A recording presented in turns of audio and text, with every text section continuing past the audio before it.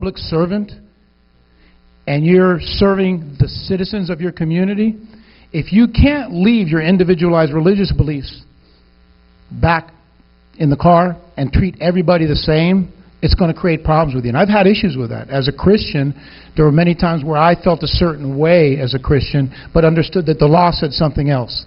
My job is to enforce the law, and officers need to understand that.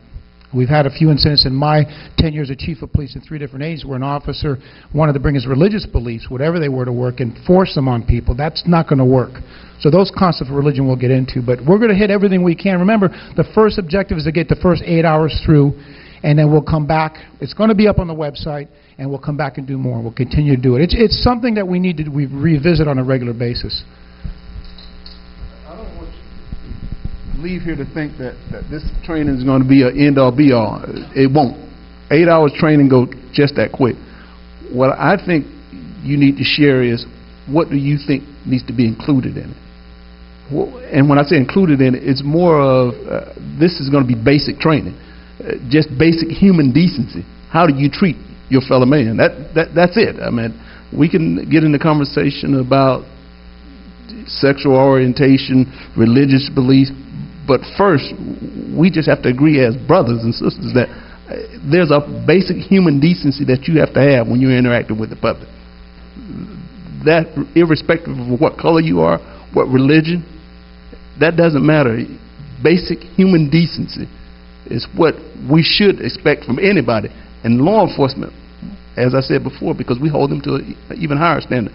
But I think the conversation, we can talk around the periphery, but I think what you need to share is, what do you expect from your law enforcement department?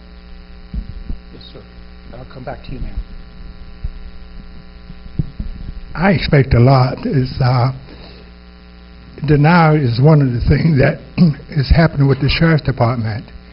And unlike Judge Carter here, I don't know the sheriff that well. I only met him when he was running for office. But I mentioned in a meeting and that I had been beaten by the Sheriff's Department, not on his watch, but I know people that has been beaten on his watch, and he said, not on my watch, it never happened. When you have these people denying this, whether they know it or not, they should check into it. Then you have a big problem. You have some of these deputies that came from, I was beaten in 1974, totally almost dead by the Sheriff's Department. And Judge Carter remembered this, and it was more than Roy Sanders. It was the whole Sheriff's Department. Because I could stand here tonight and tell you not one of them at that time, not one deputy could beat me. It was the whole Sheriff's Department that came to my house and beat me. And when I hear sheriff saying this does not, I don't really care why and how he got beat, but don't stand and tell me that this didn't happen. You're informing your deputy it's okay as long as we can keep it undercover. And two, we need to, I thought, and I did a lot of training in law enforcement, and two, one of the things you do have, I don't know how much psychological evaluation you do have, but these deputies and things, some of them are psychos. All they want is a gun and a badge. I was in a class with several. We was in line to get a gun. And just before me, he said, the fellow said, I can't wait to get my gun. Bang, bang, bang, bang. And a few months later, I read that one of these fellows had shot someone. This is something that and when you deny, if anybody here denied that racism doesn't go on, I'm not going to call you a liar. I'm saying that you're lying. It's happened, both with black and white. It's happened. As long as we stand in Ferguson, the sheriff said, no, it doesn't happen. It's not happening. It's happening here in Wakulla County. I'm old enough. I'm on my way out. But I can tell you, the people that born since 1950, they don't know what racism is. They have it easy. They have it easier, not easy, but racism does go on. And the only way that we're going to get along is to start treating people like we want to be treated. And that's the only way. And it's not only the sheriff's department, it's the judges, the county commission. If you look at the system in Wakulla County, it's totally a White House. And I've been here long enough, and what they started out to say, I got mine, they'll hire one black in an office and say, I got mine, you better go get yours. Thank you, sir. I appreciate it. Let me just say a couple of things in response to that. There's a venue for anyone who feels they've been wronged by the sheriff's office to file a complaint. And I don't want to get into that right now, but what I will tell you, there's some good things on the horizon. Right now, there's 2 recent hires of the sheriff's department. They're going to be deputies on the road, and they're both black gentlemen, and they're in the FTO program. So you're going to see this sheriff make a sincere effort to do minority hiring. He has said he was going to, and he is. I've seen it myself. The second good thing is they're in the process of analyzing, and they're going to buy them body cams. And body cams are great because they don't lie. You know, body camera is running every time there's an interaction with that deputy and a citizen, and I've seen many cases what this gentleman's talking about caught on videotape, and the videotapes would made the case against the police officer or the deputy. So it's also cleared a lot of police officers and deputies from wrongful accusations from people who wanted to hurt their careers. So I think the body cameras are a good thing. I think we're headed in the right direction with that as a sheriff's office, and I think you're going to see that in a relatively near future. That's going to be a positive thing. So any other comments or thoughts? Yes, sir. How many deputies are there, and then how many are black? I don't have those numbers with me. Sheriff, do you know the numbers on those? I hate to include you in the conversation, but... Okay, 22 or 23 total. Yes, sir. Total deputies? Total deputies? Corrections and... Okay. Yeah.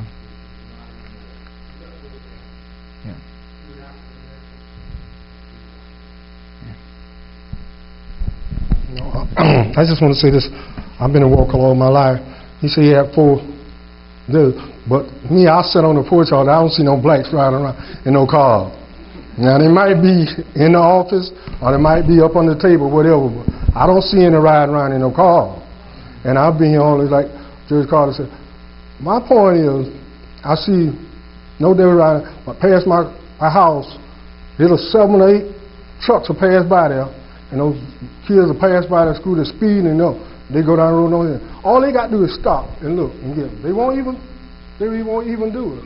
Now, saying I don't know Chad Quill that good, but I know that if you're going to select some office or whatever, they make you look good. Now, if you get somebody that ain't no good, prejudiced, and like to go and do things, then that's making you look bad.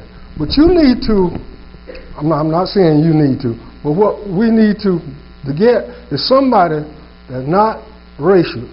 And it's not hard to find, but it's a lot of, and I'll tell you this, it's not from the young people. Some of it's that old blood in them. And we got to go through the system or whatever.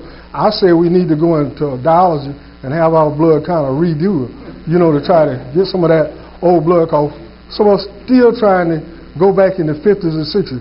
I know back in the 50s and 60s how bad it. Judge Carter know. If you got some deputies, I don't care if they're wrong, if you don't check the record or whatever, they need to get out of there. And Chad Quill, if you say you got those major whatever, they must be in the jail writing tickets or doing something, because they're not on the road. Now, I like the name. I like for you to call one that you got out on the road, because I sit in there, and all day long, I seen one lady come by there, one black lady come by there, and I think she was resource off at the jailhouse. Ain't no blacks on, and you don't have no blacks deputies out in the thing. But you got about 10 or 12 ride down Ray Rankin Road, right behind one another. And those kids come from the school running like a bat out of whatever, almost to stop them. And the sheriff come right by, don't even say, all they got to do is stop and look, and they can see it. But we're not doing it. It's to me, what I say about it, got to be a lot of changes coming. If it's not enough. And even in the school system, look at the school system. You can't even get a black principal in Wakulla County. You tell me no black, they that ignorant, they can't be a principal? Something wrong somewhere. We need to stop and look and whatever. We got all kind of stuff around here. Like Shadeville School, where I went to Shadeville School, we rather load that old gym down with broke down stuff and to let the people use it. We pay tax on that. Why we can't use it? You got Crawfordville Gym, usable. Sock Chopper Gym, usable. Well, Shadeville School, where we went to school at, we can't even use it. So not only the Sheriff Department, County Commission, School Board, all of them need to wake up and spell the call. Diversity.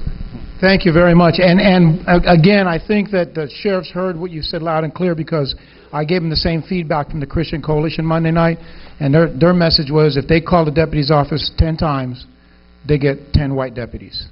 And so he's heard that, and I think it's being worked on. And again, this is one of the outcomes we want to see at the end of this conversation is what are the results. You start to see minority candidates, and they're through with the training and on the road and they're responding to your home on a call. I think that there's proof in the pudding that the sheriff's following through with the feedback that you all are giving him. So I appreciate that. And the other aspect of that is, how do you propose? It's one thing to call it out that the sheriff's department needs to be more diverse, and I agree. Because in Ferguson, it's the same issue. If the people that are providing the protect and serve, if it was 100% purple people, and you had the law enforcement were 100% red people, they would consider that occupying. You're not here to protect and serve. I don't think that just because you're black that they hire, because there are some black officers that do a lot worse than white officers. So that's not what the case is. But how do you propose that the sheriff department do that? Because if I'm a young black male and I'm growing up in Wakulla County and I hear some of the things about the sheriff department, why would I want to go work there? So how do you propose to get diverse population to go work for the sheriff department if they see and hear the same thing that you guys are talking about? So this is a two-way street. We got to have the conversation about what the sheriff department needs to do, and I'm writing it down, and I agree with everything you're saying. But the other part of that is would you want your son to go work for the sheriff department? If you have the view that you have of the sheriff department, some of you wouldn't want your son. So once again, gets back to what do we need to do, because you're paying for the sheriff department.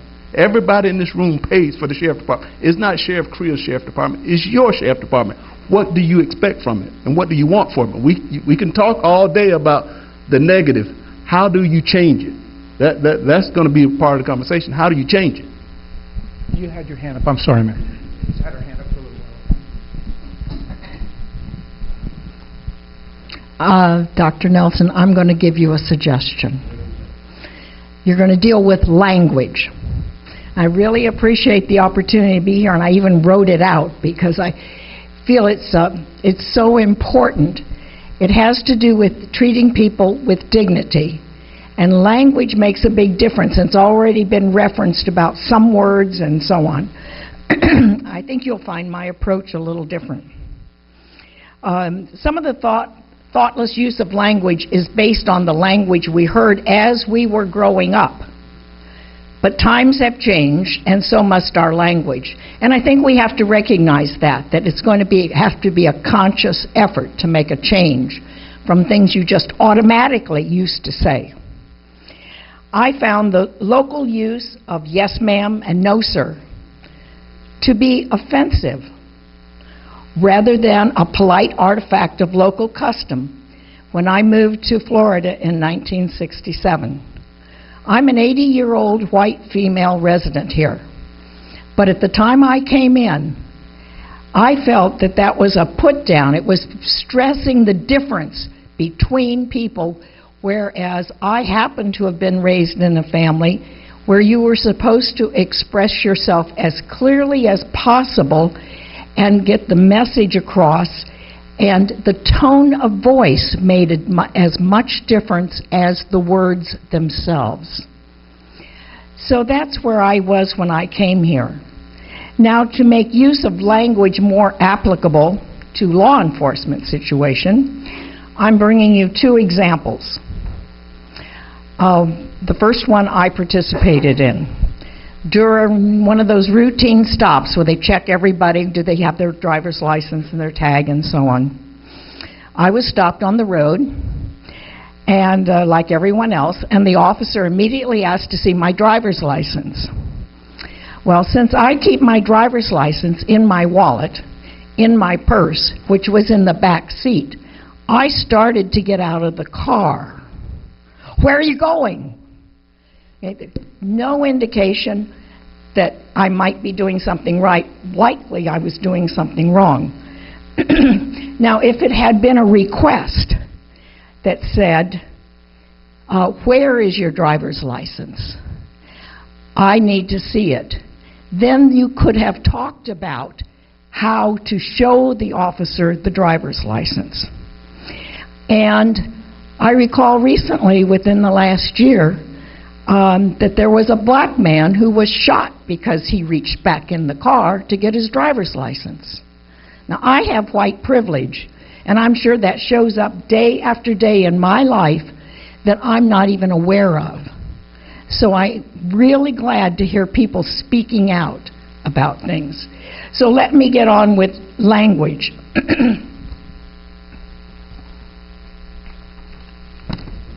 Now, here's another example, and this one is nonverbal language.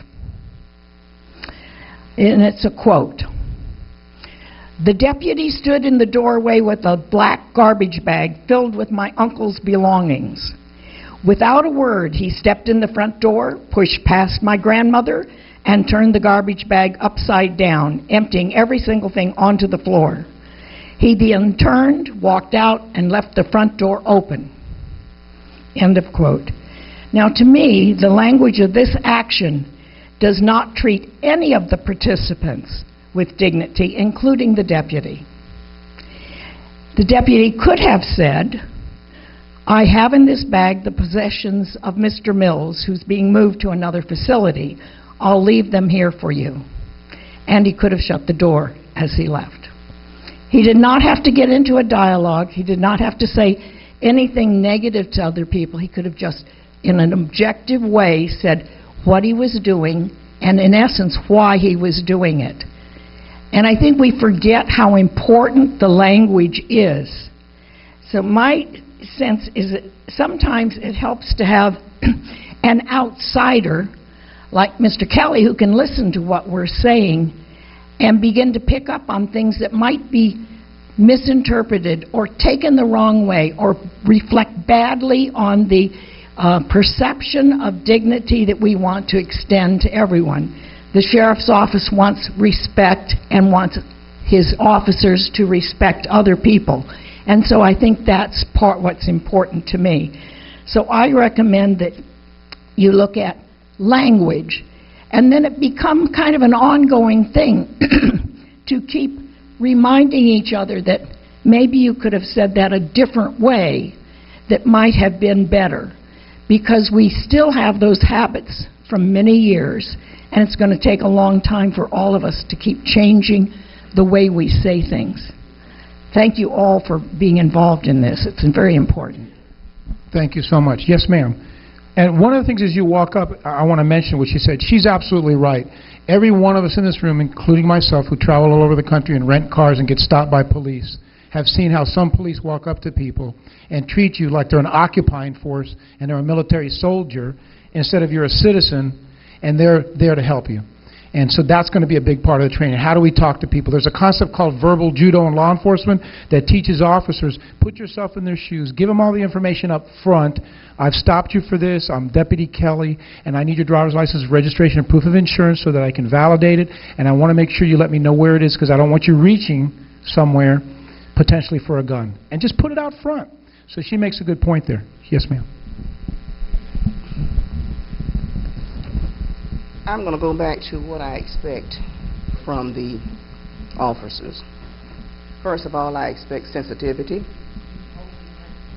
I expect sensitivity, respect, openness, a knowledge of who I am as a person, You need to know that I'm different from somebody else that you know. You need to know that. I expect fairness. I expect to have the same opportunities as other people. And I really don't like seeing a lot of family and friends that are being hired. And like you say, not only at the sheriff department, it's all over the county. If we look around, we got family and friends that has the connection. Other people are not given the opportunity.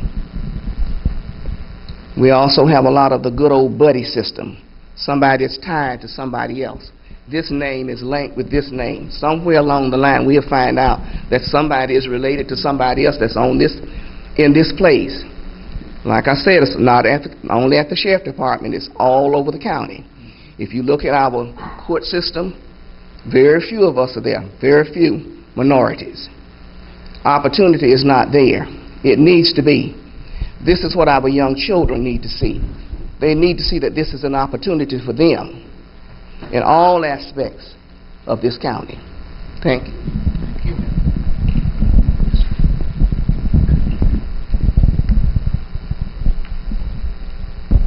Excuse me, I don't really mean to say a whole lot, but I forgot to mention why I was here.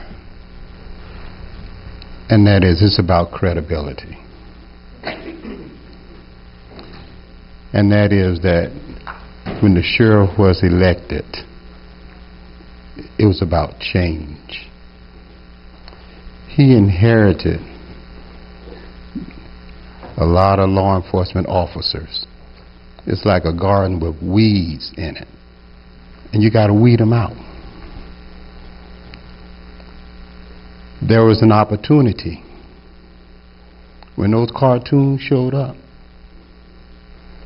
There was an opportunity. Some people showed their real color, who they were, and they were treated with a slap on the wrist. If someone in the school system, if those kids were in school and they did something like that, they would have got suspended for a couple of weeks, might even got expelled. But we gave them 3 or 4 days. And I think that the sheriff's office has a credibility problem now. And that is that the citizens are not sure if the sheriff's department is really serious about weeding out the deputies that have been here all the time, practicing their racist remarks, their attitudes, and etc. Ain't no diversity training gonna change some of those people. They are who they are. And they gotta go. Ferguson wished they would have got rid of them. Sanford wished they would have got rid of them. But they there. All the training in the world is not going to change some of them, especially those that don't have an education. They don't understand that at all. So only thing I'm saying that if the sheriff wants to improve his credibility, we'll start seeing some of those people that's wearing a uniform no longer wearing a uniform. Just like the judge said. The judge said, hey, I remember he was a bully back when. Now all of a sudden he's no longer a bully? When did he change? Somewhere along the line, the credibility issue is going to come up, and the community is still waiting to see it.